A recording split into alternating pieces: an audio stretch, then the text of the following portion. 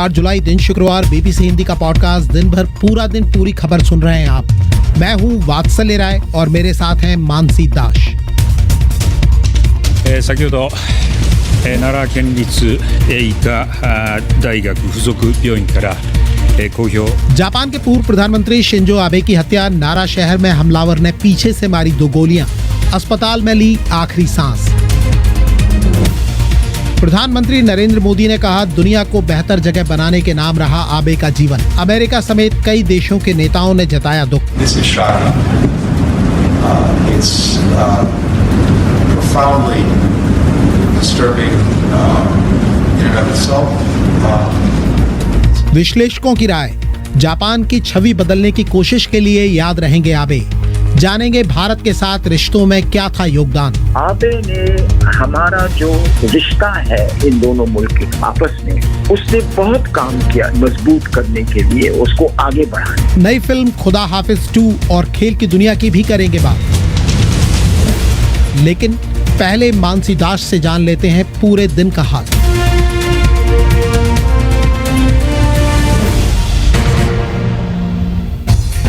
BBC समाचार।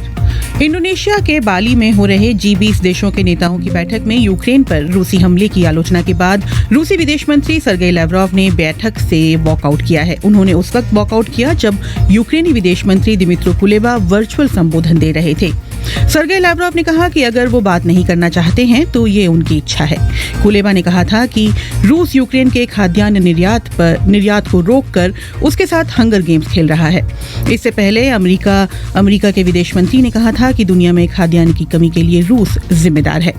वहीं Germany की विदेश मंत्री एनालेना बारबोक ने कहा, Wir sind ja auf einer internationalen Konferenz, wo ich nicht lächelnd mit jemand an der Seite stehen kann, der zeitgleich die Ukraine। हम एक अंतर्राष्ट्रीय सम्मेलन में हैं और मैं ऐसे किसी के साथ स्माइल करके तस्वीर नहीं ले सकती जो यूक्रेन पर लगातार हमले कर रहे हों। वहाँ बच्चों, बड़ों, महिलाओं और आम नागरिकों को मारा जा रहा है। इस सम्मेलन में आधिकारिक तौर पर कोई तस्वीर नहीं ली जाएगी।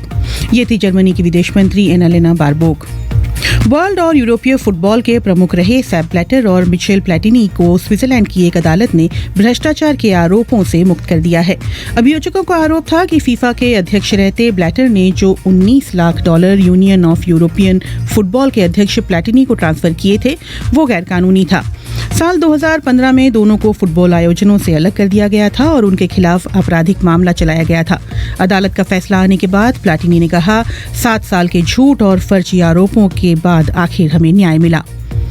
महाराष्ट्र के शहर मुंबई में भारी बारिश के बीच प्रशासन ने रेड अलर्ट घोषित कर दिया है। यहाँ बारिश के कारण जगह जगह पानी इकट्ठा हो गया है और यातायात बाधित हुआ है।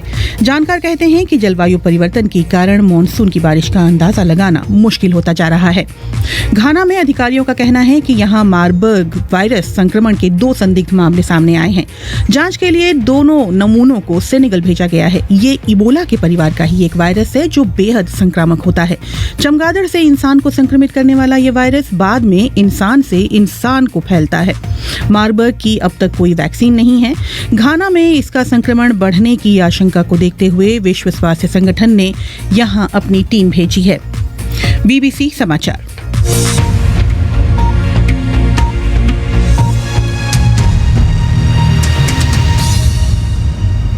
नमस्कार, बीबीसी हिंदी का पॉडकास्ट दिन भर पूरा दिन पूरी खबर सुन रहे हैं आप। इसे आप बीबीसी हिंदी के फेसबुक और यूट्यूब चैनल पर सुन रहे हैं लाइव।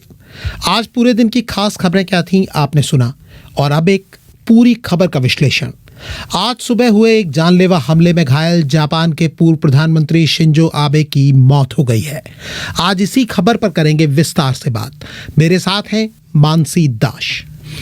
वो भारत के दोस्त थे, वो दुनिया के कई देशों के दोस्त थे। परिवार के लोग और करीबी उन्हें प्यार से प्रिंस कहते थे। राजनीति उन्हें विरासत में मिली थी, लेकिन अपनी सोच और साहस के जरिए उन्होंने एक नई पहचान गढ़ी और एक अलग छाप छोड़ी। वो उस जापान के सबसे लोकप्रिय प्रतिनिधि थे जिसकी दुनिया में पहचान शांति के अग्रदूत की है। लेकिन शुक्रवार सुबह उन्हीं शिंजो आबे को निशाना बनाकर एक हमलावर की बंदूक से निकली 2 गोलियों ने एक अद्भुत कहानी का दुखद अंत लिख दिया।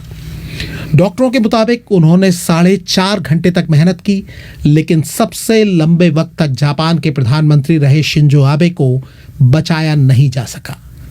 मानसी, जापान में रविवार को चुनाव होना है। शिंजो आबे नारा शहर में भाषण दे रहे थे। कल रात ही उनका ये कार्यक्रम तय हुआ था। आज सुबह का ये जो पूरा घटनाक्रम है, ये हुआ कैसे, क्या हुआ? जी, जुलाई में, यानी अब से जैसा आपने बताया, जापान में हाउस ऑफ काउंसिलर्स के चुनाव होने हैं और इसी सिलसिले में शिंजो आबे एक भाषण देने के लिए नारा शहर के एक रेलवे स्टेशन के पास, जहां एक चुनावी रैली आयोजित हो रही थी, वहां पहुंचे थे।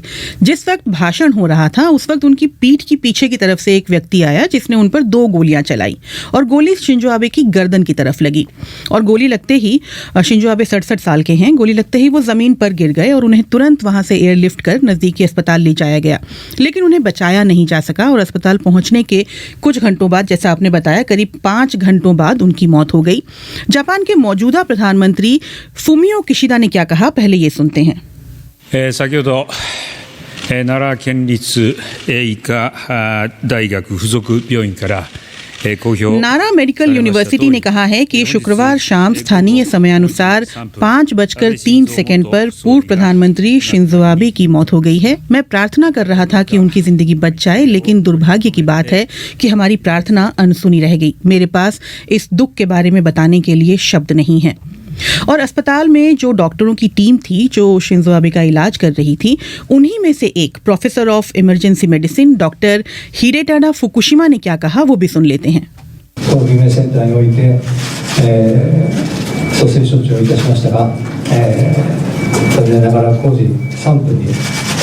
अस्पताल में डॉक्टरों ने उन्हें बचाने की कोशिश की। जब उन्हें यहाँ लाया गया था तब उनकी गर्दन पर गोलियों के 2 घाव थे। हमले में उनके ब्लड वेसल्स और हार्ट यानी दिल को नुकसान पहुंचा था और उनमें जीवन के निशान नहीं दिख रहे थे। हमने उन्हें खून चढ़ाया और उनका खून बहना कहा जा रहा है कि उनका बहुत ज़्यादा ब्लड बह गया था, तो खून बहना रोकने की पूरी कोशिश की, लेकिन हम उन्हें बचा नहीं सके। जी मानसी, जब ये जानकारी दे रहे थे मौजूदा प्रधानमंत्री किशिदा हों या डॉक्टर हों, बड़े भावुक थे और वो नजर आ रहा था कि किस कदर वो लोकप्रिय शिंजो आबे वहाँ रहे हैं, कितना असर देश के लोगों पर है, सरकार के ऊपर उनका है। हम आपसे जानना चाहेंगे, ये हमलावर जिन्होंने इनको गोली मारी, इनके बारे में क्या जानकारी है? हमलावर की पहचान पुलिस ने कर ली है। 41 साल के व्यक्ति हैं, तेत्सुया यामागामी नाम है इनका, और कहा जा रहा है कि ये बेरोजगार हैं और ये आज सुबह ही ट्रेन से नारा तक पहुंचे थे। और NHK जो वहाँ की सरकारी वेबसाइट है, उसके अनुसार शिंजो आबे से नाखुश चल रहे थे किसी वजह से और गोली उन्होंने हत्या के इरादे से ही चलाई थी। और ये व्यक्ति जो है पहले जापान की नेवी में भी काम कर चुके हैं। गोली चलाने के तुरंत बाद सुरक्षा अधिकारियों ने उन्हें पकड़ लिया, उन्हें ज़मीन पर गिरा दिया और अब तक जो जानकारी मिली है उसके अनुसार आबे पर गोली चलाने के लिए उन्होंने एक हैंडमेड गन का इस्तेमाल किया था। और स्थानीय मीडिया में अब ये जानकारी आ रही है कि पुलिस ने इनके घर की तलाशी ली है और तलाशी के दौरान कुछ विस्फोटक बरामद हुए हैं उनके घर से। और वो जो वीडियो है जहां गोली इन्होंने चलाई, वो भी बड़ा वायरल हो गया है पूरी दुनिया में, उसको कई बार देखा गया है। लोग समझने और जानने की कोशिश कर रहे हैं कि आखिर क्या वजह रही होगी जो इतने एक लोकप्रिय व्यक्ति के ऊपर, एक बड़े राजनेता के ऊपर इन्होंने गोली चलाई। उस तरह की कोई जानकारी शायद अभी तक सामने नहीं आ पाई है। अभी तक तो नहीं पता चला है, लेकिन पुलिस ने इसके लिए जांच टीम जो गठित की है उसमें 90 पुलिस अधिकारी हैं और एक बड़ी जांच इस पर अभी चलने वाली है कि वजह क्या रही। अमूमन जापान में इस तरह की घटनाएं देखने में नहीं आती और कम से कम कोई हाई प्रोफाइल पॉलिटिशियन हो उसके साथ तो बिल्कुल नहीं होती। इस घटना को लेकर पूरी दुनिया में शोक की एक लहर देखी जा रही है। मानसी, ये बताइए कि किस तरह की प्रतिक्रियाएं कहां से आई हैं, क्योंकि शिंजो आबे केवल एक पूर्व प्रधानमंत्री नहीं थे, कई देशों के वो व्यक्तिगत दोस्त भी थे। उन्हें कई नेता अपना व्यक्तिगत दोस्त बताते रहे, उनके साथ पुरानी यादों को साझा करते रहे। किस तरह की प्रतिक्रियाएं आई हैं? जी, रैली में जो कि ये घटना हुई थी तो ये बात तो जाहिर है कि ये बात आग की तरह जापान में फैली और लोगों ने भी जो है उनके जल्द ठीक होने की प्रार्थना करनी शुरू की। इसके बाद ये बात जब जापान से बाहर निकली, दूसरे देशों तक पहुंची, तो बहुत से देशों के नेताओं ने उनके जल्दी स्वस्थ होने की कामना की। लेकिन 5 घंटे लगभग जिंदगी और मौत के बीच झूलने के बाद बाद आखिर शिंजो आबे जिंदगी की जंग हार गए। भारतीय प्रधानमंत्री नरेंद्र मोदी ने उनकी मौत के बाद कहा कि उन्होंने क्या किया, उन्होंने ट्विटर पर पहले उन्होंने जल्द स्वस्थ होने की कामना शेयर की थी, उसके बाद उन्होंने शिंजो आबे के साथ अपनी जो लेटेस्ट तस्वीर थी वो शेयर की और कहा कि अपने प्यारे दोस्त के साथ टोक्यो में मुलाकात की मैं ये तस्वीर शेयर कर रहा हूं। शिंजो आबे दोनों देशों के बीच रिश्ते मजबूत करने को लेकर बेहद उत्साहित रहते थे और हाल में जापान इंडिया एसोसिएशन के चेयरमैन भी बने थे। उन्होंने कहा कि उनके सम्मान में भारत में कल यानी 9 जुलाई 2022 को एक दिन का राष्ट्रीय शोक मनाया जाएगा। अब से थोड़ी देर पहले राष्ट्रपति जो बाइडेन, अमेरिका के राष्ट्रपति हैं, उनका भी बयान आया है इस पर। उन्होंने कहा कि जिस वक्त ये हमला हुआ उस वक्त भी शिंजो आबे लोकतंत्र का ही काम कर रहे थे। उन्होंने कहा वो पूरे वहाँ के जापान के लोगों के लिए उन्होंने अपना पूरा जीवन लगाया और इस तरह की जो घटनाएं हैं, उनका इशारा गन कल्चर की तरफ था, इस तरह की जो घटनाएं हैं वो लोगों के और समुदायों के दिलों पर गहरी छाप छोड़ती है। एक ऐतिहासिक रिश्ता रहा है अमेरिका और जापान के बीच, भी लंबे समय से चला रहा है और इसमें कहीं ना कहीं इनका भी योगदान था आगे ले जाने में। जी, अमेरिका के विदेश मंत्री एंटोनी ब्लिंकन जो G20 देशों के सम्मेलन के लिए इंडोनेशिया में हैं, उन्होंने भी कहा कि शिंजो आबे दूरदर्शी नेता थे। This is shocking. It's profoundly disturbing in and of itself. ये चौंकाने वाली घटना है। ये खबर अपने आप में परेशान करने वाली है। कुछ लोगों के लिए ये बड़ी निजी क्षति है। अमेरिका के लिए शिंजो आबे असाधारण पार्टनर थे। वो जापान के महान नेता रहे। केवल जापान में ही नहीं बल्कि पूरी दुनिया में उनका सम्मान किया जाता है। उनके कार्यकाल के दौरान अमेरिका और जापान की दोस्ती नए शिखर तक पहुंची। ये कहना है विदेश मंत्री अमेरिका के एंटोनी ब्लिंकन का। ब्रिटेन के प्रधानमंत्री बोरिस जॉनसन ने कहा है कि दुख की इस घड़ी में ब्रिटेन जापान के साथ खड़ा है। नेटो के महासचिव जेंस स्टोल्टनबर्ग ने भी इसे एक विभत्स घटना कहा है। वहीं रूसी राष्ट्रपति व्लादिमीर पुतिन के प्रवक्ता दिमित्री पेस्कोव ने कहा है कि शिंजो आबे महान देशभक्त थे। हमारी संवेदनाएं जापान की जनता के साथ हैं। और ऑस्ट्रेलिया के पूर्व पीएम मैल्कम टर्नबुल, जिस दौरान मैल्कम टर्नबुल ऑस्ट्रेलिया के पीएम हुआ करते थे, उस दौरान शिंजो आबे जापान में थे। तो उन्होंने कहा कि आधुनिक दौर में जापान के सबसे महत्वपूर्ण नेता थे शिंजो आबे। ऑस्ट्रेलिया के बहुत अच्छे दोस्त थे और खुले और आज़ाद इंडो पैसिफिक के समर्थक थे। लगभग पूरी दुनिया गमगीन नजर आती है। बड़े नेताओं की बात है, आम लोगों ने भी बात की है, यूएन ने भी गम जताया है और जाहिर होता है कि सामाजिक और राजनीतिक क्षेत्र में आबे ने किस तरह का योगदान दिया था, जिसे बार बार सब लोग जिक्र भी कर रहे हैं, याद भी कर रहे हैं। मानसी, ये बताइए कि आबे का जो खुद का सफ़र था जिसकी इतनी जिक्र और चर्चा हो रही है, वो सफ़र कैसा था? सबसे पहले तो ये जान लीजिए कि शिंजो आबे किसी आम परिवार से नहीं थे। उनका परिवार राजनीतिक बैकग्राउंड वाला ही रहा है। विरासत में राजनीति मिली थी, आप कह सकते हैं विरासत में राजनीति मिली थी। शिंजो आबे का जन्म 1954 में हुआ। उनके पिता शिंतारो आबे जापान के विदेश मंत्री रहे थे और दादा नोबेसुके किशी देश के प्रधानमंत्री रहे थे। और शिंजो आबे को जापान में लोग दी प्रिंस यानी राजकुमार निकनेम से जानते हैं। आबे ने पहली बार 1993 में संसद के लिए वो चुने गए थे। उसके बाद 2005 में वो चीफ कैबिनेट सेक्रेटरी बने और 2006 में शिंजो आबे जो है वो पहली बार जापान के सबसे कम उम्र के प्रधानमंत्री बने। द्वितीय विश्व युद्ध के बाद ये पहली बार था जब उतनी कम उम्र का व्यक्ति प्रधानमंत्री बना था।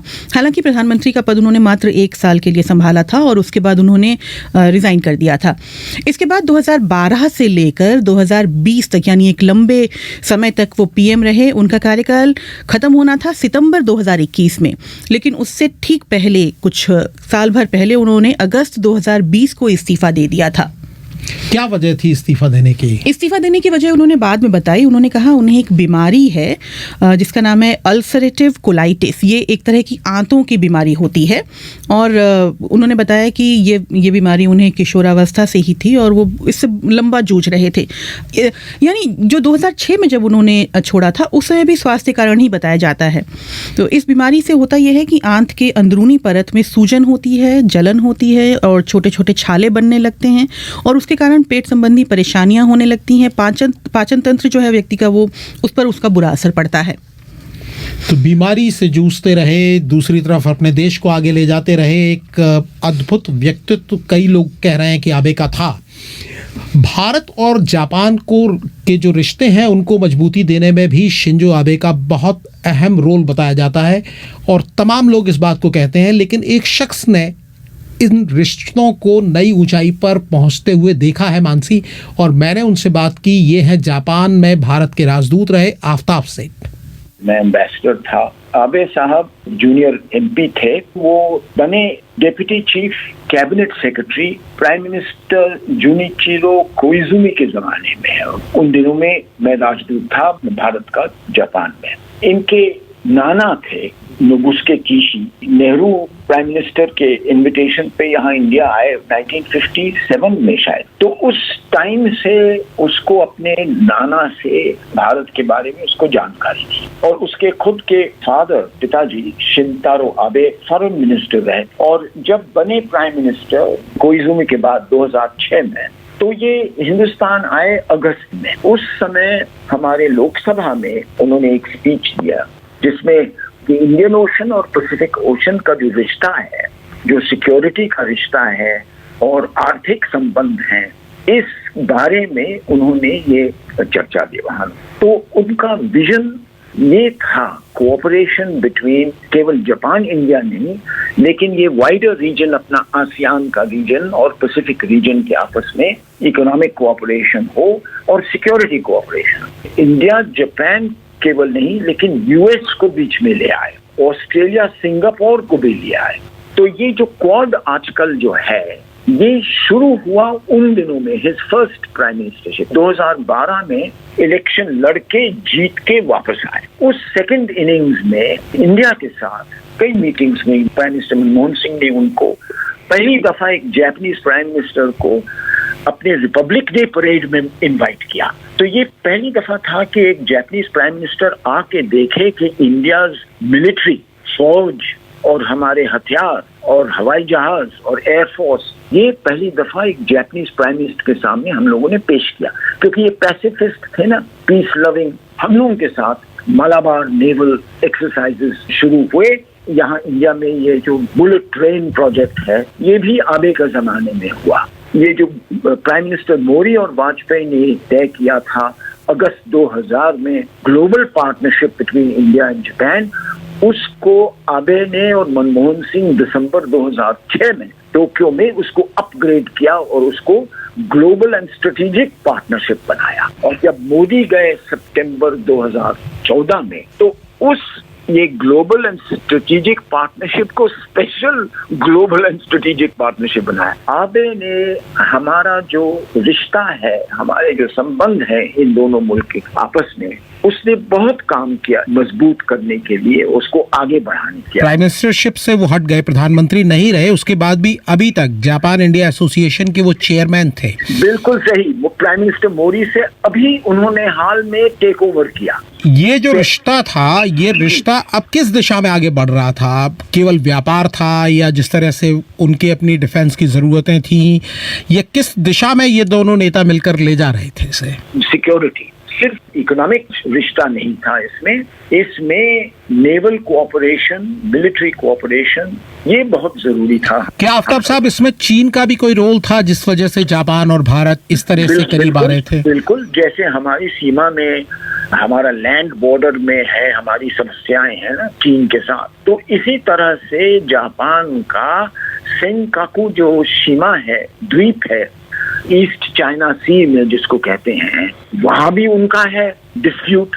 चीन काफी अग्रेसिव रहा है जापान के खिलाफ। और दूसरा, साउथ चाइना सी में जो चीन कर रहा था आसियान मुल्कों के खिलाफ, जैसे वियतनाम का पैरासेल आइलैंड्स में, इंडोनेशिया का नटूला आइलैंड्स, जो वहां अग्रेसिव इनकी पॉलिसीज थी चीन के, तो वो भी उनके दिमाग में था कि हम इंडिया के साथ मिलकर इसका थोड़ा हम लोग ऑपोजिशन दें। आफ्ताब साहब, मैं ये भी आपसे समझना चाहूंगा कि जिस तरह आपने जिक्र किया भारत के साथ रिश्तों को लेकर, तो कड़ी इन्होंने बनाने की कोशिश की, अमेरिका को भी जोड़ा, ऑस्ट्रेलिया को भी जोड़ा, जापान खुद था। एक ऐसे शख्स का जाना, किस तरह से उसको याद किया जाएगा? उन्होंने जापान को एक मोर नॉर्मल देश बनाने की बड़ी कोशिश की कि भाई हम इकोनॉमिक पावर हाउस हैं, इकोनॉमिक पावर के साथ साथ हमारा प्रोफाइल भी थोड़ा ऊंचा होना चाहिए कि लोग हमें रिस्पेक्ट करें, हमारे पास पावर है।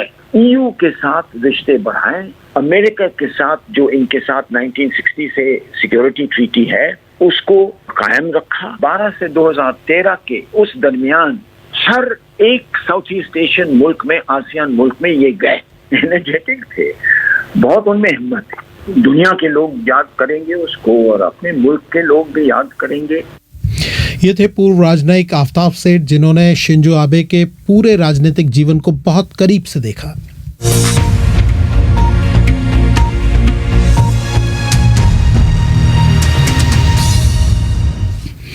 ये बीबीसी हिंदी का पॉडकास्ट दिन भर पूरा दिन पूरी खबर है। इस कार्यक्रम को आप फेसबुक और यूट्यूब पर लाइव सुन रहे हैं। कार्यक्रम में आगे सुनवाएंगे उस दौर की बात जब भारत और जापान के रिश्तों में आ गई थी तल्खी।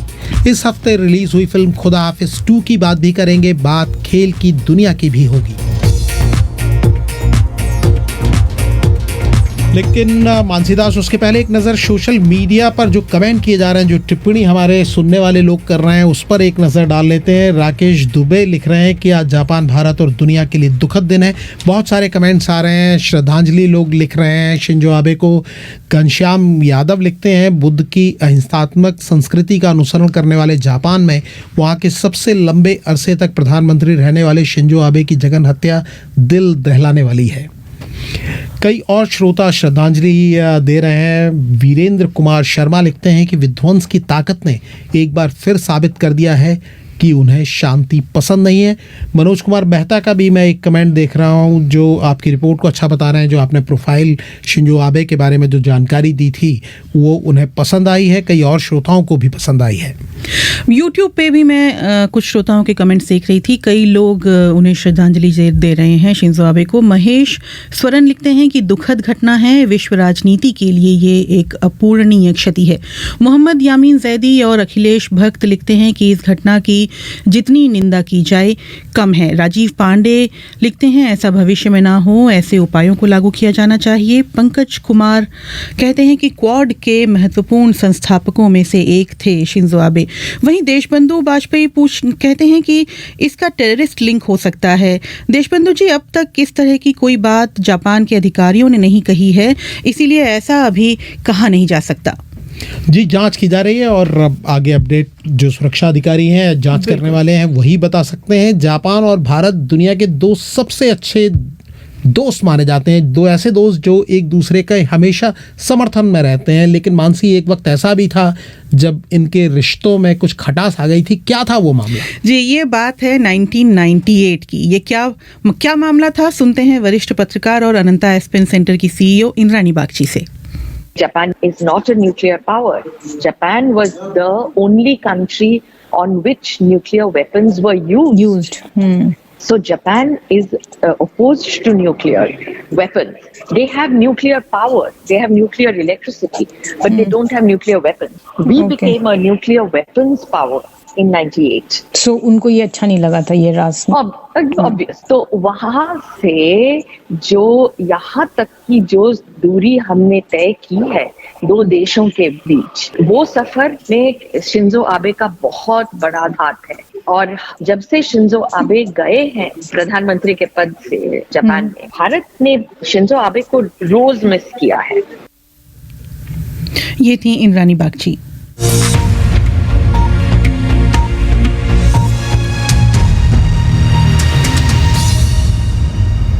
दिन शुक्रवार है तो आज फिल्मों की भी बात कर लेते हैं। फिल्म खुदा हाफिज चैप्टर 2 अग्नि परीक्षा रिलीज हुई है और ये फिल्म वहीं से शुरू होती है जहां खुदा हाफिज चैप्टर 1 खत्म हुई थी। समीर चौधरी यानी विद्युत जामवाल और उनकी पत्नी नरगिस यानी शिवलिका ओबेरॉय की कहानी इस फिल्म में जहां खत्म हुई थी वहां से एक कदम और आगे बढ़ती है। दोनों अपने परिवार को आगे बढ़ाते हैं, लेकिन मुश्किलें सामने आती हैं। क्या मुश्किलें सामने आती हैं और फिल्म कैसी है, सुनते हैं फिल्म आलोचक अर्नब बैनर्जी से। विद्युत जामवाल जो एक साधारण नागरिक हैं, कैसे अपनी बच्ची को वापस लाने के लिए क्या क्या करते हैं। साथ में एक बड़ी लड़की भी है जो उसके स्कूल में पढ़ती है, वो भी गायब हो गई है। 4 स्कूल के सीनियर लड़के हैं जो कि बहुत ही पावरफुल फैमिली को बिलोंग करते हैं। उनकी दादी यानी शिबा चड्ढा एक बहुत बड़ी पॉलिटिशियन है और वो किसी न किसी भी तरह अपने पोते और उसके दोस्तों को बचाएंगी। पुलिस दबाव में रहती है और विद्युत जामवाल के ऊपर ये जिम्मा है कि कैसे वो दोनों लड़कियों को बचा कर लाए। यानी कहानी तलाश, सस्पेंस सीक्वेंस और चेज की है और विद्युत जामवाल हैं तो उम्मीद करते हैं कि फाइटिंग भी होगी ही। एक्शन में तो वो लाजवाब है उनके, मुझे नहीं लगता कि उनके जैसा एक्शन कोई कर सकता है।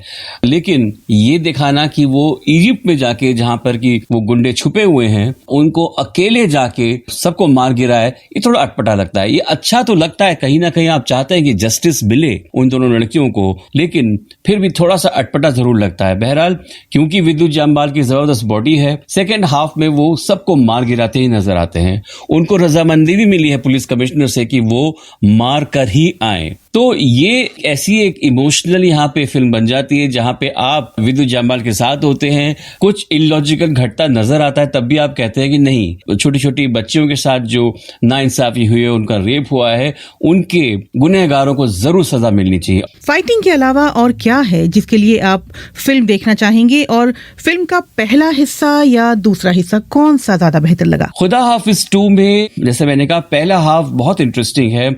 इसमें मीडिया का भी एक अच्छा रोल दिखाया है। इसमें राजेश तेलंग हैं जो कि एक बहुत बड़े चैनल के साथ जुड़े हुए हैं और सच्ची घटनाओं पर आधारित कहानियां करते हैं।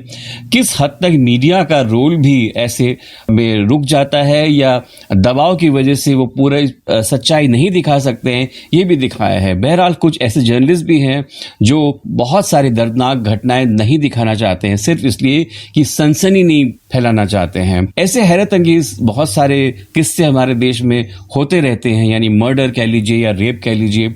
खुदा हाफिज कुछ हद तक उनसे डील करने की कोशिश करती है। बहरहाल हाफ टाइम के बाद, जैसे मैंने कहा, कि विद्युत जामवाल की एक वन मैन शो चलता है और वो अच्छा भी लगता है। आके आप जरूर सोचते हैं कि यार ऐसा पॉसिबल नहीं हो सकता, हम बुराई से लड़ाई जरूर करें, करप्शन या बुराई या गुंडों से लड़ाई जरूर करें, लेकिन ऐसा पॉसिबल शायद नहीं हो पाएगा। फिर भी खुदा हाफिज 2 एक एंटरटेनिंग फिल्म है, एक वन टाइम वॉच है, हॉल में देखकर आपको अच्छी भी लगेगी। फिल्म आलोचक अर्नब बैनर्जी बता रहे थे खुदा हाफिज चैप्टर 2 अग्नि परीक्षा फिल्म कैसी है। और अब खेल की बातें करते हैं। वात्सल्य जी, इंडिया इंग्लैंड सीरीज चल रही है क्रिकेट की, क्या हो रहा है उसमें आज? जी, आज तो कुछ नहीं हो रहा है, कल मैच होने वाला है और उसके पहले कल एक मैच खेला गया जो भारत के लिए एक बड़ा किस्मत बदलने वाला मैच आप जिसे कह सकते हैं। टेस्ट मैच में अभी जो पिछले हफ्ते खेला गया था, भारत को हार का झटका झेलना पड़ा था। उसके बाद एक नई शुरुआत की। कप्तान रोहित शर्मा जो कोविड से जूझ रहे थे, वो फिट होकर मैदान में लौटे, उन्होंने टॉस जीता और सबसे बड़ी बात है कि भारत ने मैच जीत लिया, इंग्लैंड को 50 रन से हराया। 2020 मुकाबले में 50 रन की जीत एक बड़ी जीत मानी जाती है। भारत ने पहले बल्लेबाजी की, टॉस जीतने के बाद रोहित शर्मा ने बल्लेबाजी के लिए उतरे, उन्होंने तो 24 रन बनाए, ज़्यादा बड़ी पारी नहीं खेली, लेकिन भारतीय टीम 8 विकेट पर 198 रन बनाने में, यानी एक मजबूत टोटल बनाने में कामयाब रही। और इसमें हार्दिक पांड्या ने सबसे बड़ा योगदान दिया, 51 रन बनाए उन्होंने और एक ज़बरदस्त छक्का लगाया, 6 चौके उन्होंने जमाए। इसके अलावा सूर्य कुमार यादव ने 39 रन बनाए। दीपक हुड्डा जो लगातार अपनी बल्लेबाजी से चर्चा में आ रहे हैं, उन्होंने 33 रन बनाए। इंग्लैंड की टीम को 199 रन बनाने का टोटल मिला, लक्ष्य भारत की तरफ से मिला, लेकिन इंग्लैंड की टीम 148 रन ही बना सकी और पूरी टीम 19.3 ओवर में ही आउट हो गई। इंग्लैंड के टॉप स्कोरर जो रहे मोइन अली रहे, इससे आप समझ सकते हैं जो आला बल्लेबाज थे वो खेल नहीं पाए। मोइन अली ने 36 रन बनाए। भारत के लिए जिन्होंने बल्लेबाजी में कमाल किया था, हार्दिक पांड्या, उन्होंने गेंद से भी कमाल किया और 4 विकेट झटके। अगर कप्तान जोस बटलर की बात करें तो उनको भुवनेश्वर कुमार ने आउट किया और वो खाता नहीं खोल पाए। तो कहीं ना कहीं ये एक मैच का टर्निंग पॉइंट था, क्योंकि अगर बटलर क्रीज पर जम जाते हैं, बल्लेबाजी करते हैं, तो मैच का रुख अकेले दम पर बदल भी सकते हैं। लेकिन रोहित शर्मा के लिए बड़ी कामयाबी कहा जाएगा। जी बिल्कुल, उनके आने के बाद एक तरीके से फॉर्च्यून बदलता हुआ, किस्मत बदलती हुई भारतीय टीम की लग रही है। ये 3 मैचों की सीरीज है, कल दूसरा मैच खेला जाएगा। भारतीय टीम 1-0 की बढ़त ले चुकी है, तो अब देखना होगा कि भारतीय टीम इस बढ़त को बढ़ाती है या इंग्लैंड टीम वापसी करती है। इस बीच में हॉकी वर्ल्ड कप में भारत की महिला टीम को न्यूजीलैंड के हाथों 4-3 से हार झेलनी पड़ी। इस हार से भारतीय टीम जो है वो पूल में तीसरे स्थान पर रही है और अब उसे क्रॉसओवर मैच खेलने होंगे और 8 टीमों में से टॉप 4 स्थान पर अगर वो रहती है तो क्वार्टर फाइनल में वो अपनी जगह बना सकती है। और एक मैच खेला जा रहा है गॉल में ऑस्ट्रेलिया और श्रीलंका के बीच, जहां पर स्टीव स्मिथ ने आज एक सेंचुरी बनाई है और पहले दिन का खेल खत्म होने तक 298 रन ऑस्ट्रेलिया ने 5 विकेट के नुकसान पर बना लिए हैं। मानसी, तो मानसी, आज दिन भर पूरा दिन पूरी खबर में इतना ही। इस पॉडकास्ट के एडिटर थे रेहान फजल और स्टूडियो मैनेजर थे राजेश चौहान। मुझे और मानसी दास को दें इजाजत। नमस्कार।